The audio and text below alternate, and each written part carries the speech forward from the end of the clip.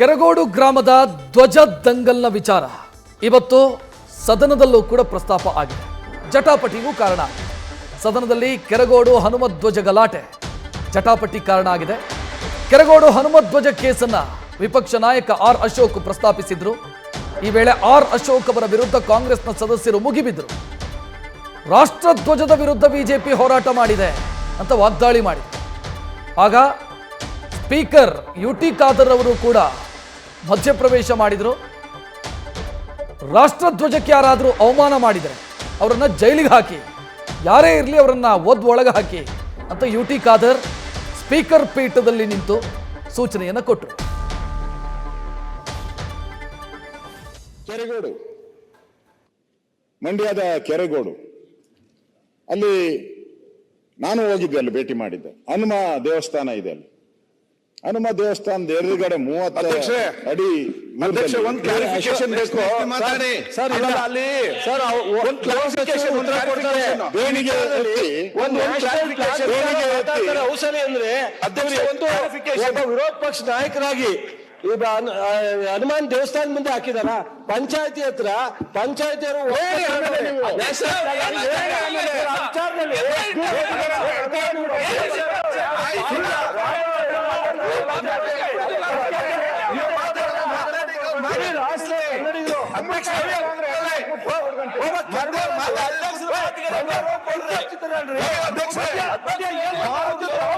ಮಾತಾಡ್ತಾ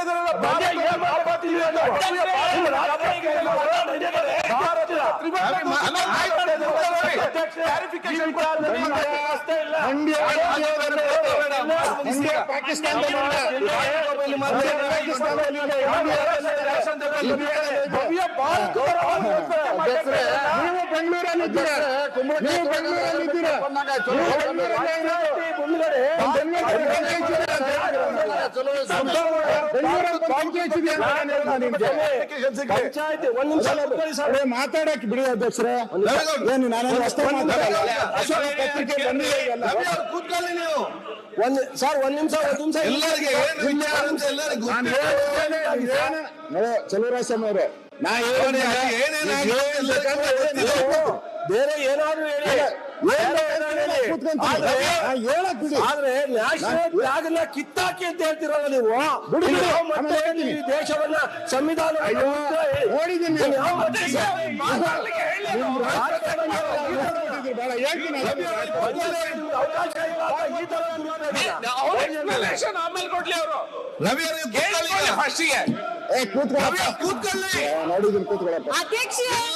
ಮಾನ್ಯ ವಿರೋಧ ಪಕ್ಷದ ನಾಯಕರು ಕ್ಲಾರಿಫೈ ಕೂತ್ಕೊಳ್ಳಿ. ಕೈ ಅಂತ ನೀವು ಕೂತ್ಕೊಳ್ಳಿ.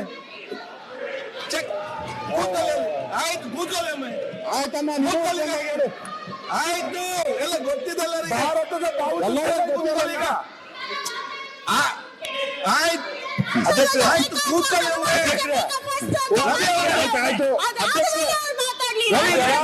ಈಗ ಇಡೀ ರಾಜ್ಯದ ನೋಡ್ತಾ ಇದ್ದಾರೆ.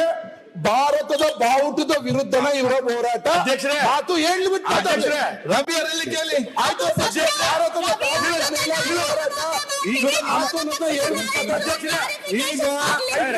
ಈಗ ನೋಡಿ ಎಲ್ಲರಿಗೂ ಆಯ್ತು ಆಯ್ತು ಹೇಳಿ ಕೇಳಿ ಅಧ್ಯಕ್ಷೆ.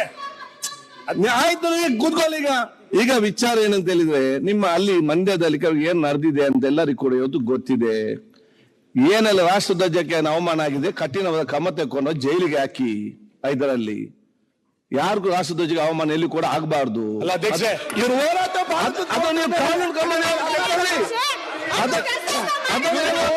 ಸರ್ಕಾರ ಇದೆ, ನೀವು ಆಕ್ಷನ್ ತಕೊಳ್ಳಿ. ಈಗ ಇಲ್ಲಿ ಪ್ರಶ್ನೆ ಏನಿದೆ ಅವ್ರೀಗ ಅಲ್ಲಿ ನೋಡಿ ಈ ವಿಧಾನಸಭೆಯಲ್ಲಿ ಪ್ರತಿಪಕ್ಷ ನಾಯಕರು ಸದಸ್ಯರು ಮಾತಾಡುವಾಗ ಅವರಿಗೆ ಮಾತಾಡುವಂತ ಎಲ್ಲ ಹಕ್ಕಿದೆ. ನಿಮ್ಮ ಹೊರಗಡೆ ಏನಾಗಿದೆ, ಸರ್ಕಾರ ಇದೆ, ಕಟ್ಟುನಿಟ್ಟ ಕ್ರಮ ಯಾರ ವಿರುದ್ಧ ಬೇಕಾ ನೀವು ತೆಕ್ಕೊಳ್ಳಿ. ಇಲ್ಲಿ ವಿಚಾರ ಒಂದು ಸೆಕೆಂಡ್, ಇಲ್ಲಿ ವಿಚಾರ ಏನಿದೆ, ಅವ್ರ ಅಸೆಂಬ್ಲಿಗೆ ವಿಶೇಷ ಪ್ರಿವಿಲೇಜ್ ಇದೆ. ಇಲ್ಲಿ ಏನೇ ಮಾತಾಡಿದ್ರು ಕೂಡ ನಾವು ಹೊರಗೆ ಅದನ್ನು ಯಾರಿಗೂ ಕೂಡ ಕೇಳುವಂತ ಅಧಿಕಾರ ಇಲ್ಲ, ಕೇಸು ಏನ್ ಕೂಡ ಆಗುದಿಲ್ಲ. ಅದೊಂದು ಪ್ರಿವಿಲೇಜ್ ಕೊಟ್ಟಿದೆ. ಆದ ಕಾರಣ ಅಲ್ಲಿಯ ವಿಚಾರ ಏನಿದ್ರು ಕೂಡ ಹೆಚ್ಚು ಕಮ್ಮಿ ಆಗಿದ್ರೆ, ಯಾರೆಲ್ಲ ಅವಮಾನ ಮಾಡಿ ರಾಷ್ಟ್ರಧ್ವಜಕ್ಕೆ ಅವಮಾನ ಮಾಡಿದ್ದಾರೆ, ಯಾರೆಲ್ಲ ದೇಶದ ಕೆಲಸ ಆಗಿದೆ, ಅವರು ಕಠಿಣವಾದ ಕ್ರಮ ತಕೊಳ್ಳಿ. ಇಲ್ಲಿ ಸಬ್ಜೆಕ್ಟ್ ಈಗೇನಿದೆ, ಪ್ರತಿಪಕ್ಷ ನಾಯಕರು ಅವರು ರಾಜ್ಯಪಾಲ ವಂದನಾ ನಿರ್ಣಯ ಮತ್ತು ಲಾ ಅಂಡ್ ಆರ್ಡರ್ ಬಗ್ಗೆ ಅವರು ಮಾತಾಡ್ತಾ ಇದ್ದಾರೆ. ಅವ್ರಿಗೆ ಮಾತಾಡೋ ಸಂದರ್ಭದಲ್ಲಿ ಮಾತಾಡೋ ಅವಕಾಶ ಕೊಟ್ಟು ಅವರ ಮಾತಲ್ಲಿ ಮುಗಿದ ನಂತರ ನಮ್ಮಲ್ಲಿ ನಮ್ಮ ಈ ಆಡಳಿತ ಪಕ್ಷದ ಮಾತಾಡೋಕೆ ಯಾರಿಗೆ ಬೇಕು, ಮಾತಾಡೋಕೆ ಎಲ್ಲಾ ವಿಚಾರಕ್ಕೂ ಅಲ್ಲಿ ಹೇಳುವಂತ ಅವಕಾಶ ಇದೆ. ನಮ್ಮ ಲೋಕಲ್ ಅಲ್ಲಿ ಇದ್ದಂತವ್ರಿಗಿದೆ, ಸಚಿವರಿಗಿದೆ, ಗೃಹ ಸಚಿವರು ಅದಕ್ಕೆ ಉತ್ತರ ಕೊಡ್ತಾರೆ.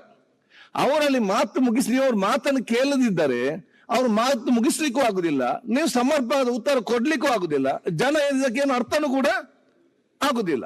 ಆದಾಗ ಏನೆಲ್ಲ ಹೇಳ್ತಾರೆ, ಕೇಳುವ ಮಾತಾಡುವಂತ ಮಾತುಗಳನ್ನು ಕೇಳುವಂತ ತಾಳ್ಮೆ ಎಲ್ಲ ನಾಯಕರಿಗೆ ಬರಬೇಕು, ಲೀಡರ್ಗಳಿಗೆ. ಅದು ವೆರಿ ಇಂಪಾರ್ಟೆಂಟ್.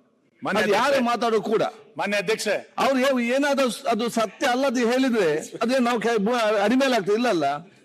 ಸೊ ಅವಕಾಶ ಕೊಡಿ. ನ್ಯೂಸ್ ಫಸ್ಟ್ ನಿರ್ಭೀತಿಯಿಂದ ನಿಮ್ಮ ಪರವಾಗಿ.